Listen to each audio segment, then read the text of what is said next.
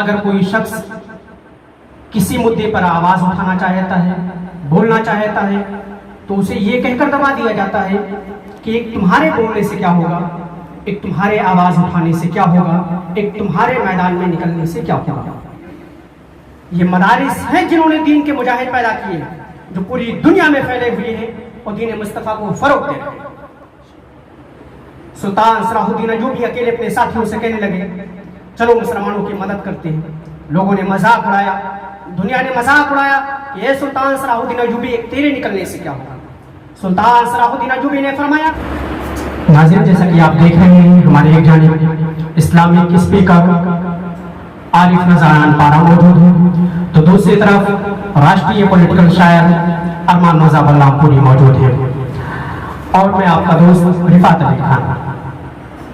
میرے دوستو، اس وقت تو اگر کوئی شخص کسی مدعے پر آواز اٹھانا چاہتا ہے، بولنا چاہتا ہے، تو اسے یہ کہہ کر دبا دیا جاتا ہے کہ ایک تمہارے بولنے سے اٹھانے سے کیا ہوگا، ایک تمہارے میدان میں نکلنے سے کیا ہوگا۔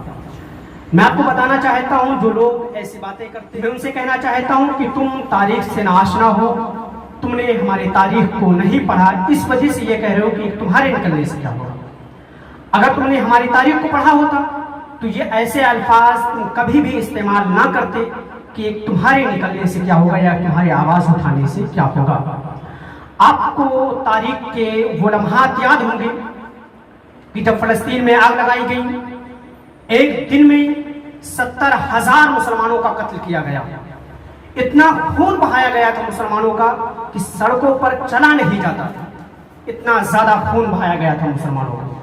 اس وقت ایک طالب علم تھا، دنیا جسے سلطان صلاح الدین ایوبی کے نام سے جانتی ہے۔ سلطان صلاح الدین ایوبی کون تھے؟ میرے غوث اعظم جیلانی کے مدرسے کے ایک طالب علم تھے۔ یہ مدارس ہیں جنہوں نے دین کے مجاہد پیدا کیے ہیں، جو پوری دنیا میں پھیلے ہوئے ہیں اور دین مصطفیٰ کو فروغ دے رہے ہیں۔ سلطان صلاح الدین ایوبی اکیلے اپنے ساتھیوں سے کہنے لگے، چلو مسلمانوں کی مدد کرتے ہیں۔ لوگوں نے مذاق اڑایا، دنیا نے مذاق اڑایا کہ اے سلطان صلاح الدین ایوبی، ایک تیرے نکلنے سے کیا ہوگا۔ سلطان صلاح الدین ایوبی نے فرمایا، مجھے نہیں نکلنا ہے، بلکہ میرے اللہ کو میری مدد کرنا ہے۔ اٹھ باندھ کمر کیا ڈرتا ہے، پھر دیکھ خدا کیا کرتا ہے۔ سلطان صلاح الدین ایوبی اپنے چند ساتھیوں کے ساتھ نکل پڑے، تھوڑا تھوڑا کر کے فوج جمع کی۔ اسی جگہ جہاں پر مسلمانوں کا خون بہایا گیا تھا، اللہ نے پھر سے اسلام کا پرچم پھیلایا۔ ابھی چند سال گزرے ہیں، عیسائیوں کو اپنے ظلم یاد ہے، اپنے تشدد یاد ہے۔ عیسائی کہتے ہیں اب تیاری کر لو، اب ہماری گردنیں کاٹی جائیں گی، اب ہمارے بچے یتیم ہوں گے، اب ہماری عورتیں بیوہ ہوں گی۔ اب دیکھنا جتنا خون ہم نے مسلمانوں کا بہایا تھا، اس سے زیادہ مسلمان ہمارا خون بہائیں گے۔ سلطان صلاح الدین ایوبی فتح کھڑے مسجد اقصی کے دروازے پر اور کہتے ہیں، اے عیسائیوں بتاؤ میں تمہارے ساتھ کیا سلوک کروں۔ گردنیں جھک گئی، کوئی جواب نہیں آیا۔ سلطان صلاح الدین ایوبی نے فرمایا، اے عیسائیوں تم نے ایک دن میں 70,000 مسلمانوں کا قتل کیا تھا، بتاؤ میں تمہارے ساتھ کیا سلوک کروں۔ عیسائیوں نے کہا، اے سلطان صلاح الدین ایوبی ہمیں اپنے ظلم یاد ہے، اپنے تشدد یاد ہے، تو بہتر جانتا ہے تجھے کیا کرنا ہے۔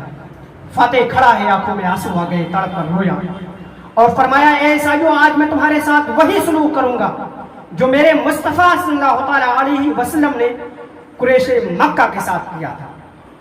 لا تثریب علیکم اليوم، آج کے دن تم پر کوئی زیادتی نہیں، جاؤ تم سب آزاد ہو۔ عیسائیوں نے کہا، اے سلطان صلاح الدین ایوبی تو ہمیں آزاد کر رہا ہے، ہم نے تمہارے خون کی ہولیاں کھیلی تھی۔ سلطان صلاح الدین ایوبی نے فرمایا، کیا کروں میں اس مصطفیٰ کا ماننے والا ہوں جس پہ ہمیں معاف کرنا سکھایا ہے۔ لوگوں نے کلمہ پڑھنا شروع کر دیا تھا، اشہد ان لا الہ الا اللہ واشہد ان محمد رسول اللہ۔ حاصل کلام یہ ہے کہ جب ایک اسٹوڈنٹ اٹھے، ایک طالب علم اٹھے تو فاتح بیت المقدس بن جائے، تو کیا ہندوستان کی سرزمین سے ہزاروں اسٹوڈنٹ اٹھے، طالب علم اٹھے تو جمہوری انداز میں رہتے ہوئے، جمہوریت کے دائرے میں رہتے ہوئے اپنے حق نہیں لے سکتے، جمہوری انداز میں اٹھتے ہیں تو یقیناً ہم یہاں کی سرکاروں کو مجبور کر دیں گے کہ وہ ہمارا اپنا حق دے۔ اور یاد رکھیے انقلاب برپا کرنے کے لیے 1-2 سال کی ضرورت نہیں ہوتی بلکہ پوری زندگیاں ہونی چاہیے. اس کے لیے زندگی چاہیے ہوتی ہے انقلاب برپا کرنے کے لیے. اگر آپ اپنے حق کی آواز اٹھا رہے ہیں تو ٹھیک ہے, اگر آپ اپنے حق کی آواز نہیں اٹھا پا رہے ہیں تو آپ ہمارے ساتھ جڑیے, ہم اٹھائیں گے آپ کے لیے آواز. میں دعویٰ نہیں کر رہا ہوں بلکہ ہم دعویٰ کر رہے ہیں, ہمارے سارے دوست یہ دعویٰ کر رہے ہیں, اور آئندہ انشاءاللہ تعالی ہماری بہت بڑی ٹیم ہوگی جو آپ کے لیے آواز اٹھائے گی. اس لیے گزارش یہ ہے کہ اگر آپ اپنے حق کی آواز نہیں اٹھا پا رہے ہیں تو آپ ہمارے ساتھ جڑیں, ہم اٹھائیں گے آپ کے لیے حق کی آواز. چند اشعار کے ساتھ میں اپنی گفتگو کو آواز دو, اٹھو آواز دو, اپنے حق کے لیے اٹھو آواز دو. اٹھو ہندوستان آج خطرے میں ہے, اب ہمارا گلستان خطرے میں ہے. بابا صاحب کا فرمان خطرے میں ہے, وہ کہیں گے مسلمان خطرے میں ہے, ہم کہیں گے کہ ہر انسان خطرے میں ہے. خواب غفلت سے اٹھو, خود کو پرواز دو, اٹھو آواز دو, اٹھو آواز دو. اور ہم ڈاکٹر کفیل خان کی زبان میں کہیں تو یہ کہہ سکتے ہیں کہ سرفروشی کے نعرے لگائیں گے ہم, وقت ہے اب لہو سے نہائیں گے ہم, ملک کو رہزنوں سے بچائیں گے ہم. وہ کہیں گے کہ پھر بھی ستائیں گے ہم کہیں گے کہ آواز اٹھائیں گے ہم. خواب غفلت سے اٹھو, خود کو پرواز دو, اٹھو آواز دو, اٹھو آواز.